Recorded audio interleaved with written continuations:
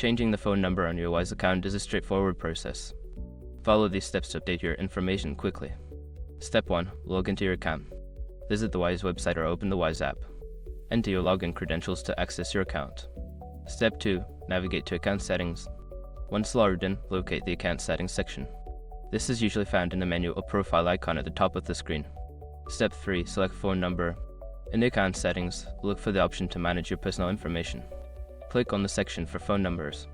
Step 4. Update your phone number. Enter your new phone number in the designated field. Make sure to double check for any typos to ensure accuracy. Step 5. Verify your new number. After updating, you may receive a verification code via SMS. Enter this code in the provided field to confirm your new phone number. Once you've completed these steps, your phone number will be updated on your Wise account. If you encounter any issues, consider reaching out to Wise customer support for assistance.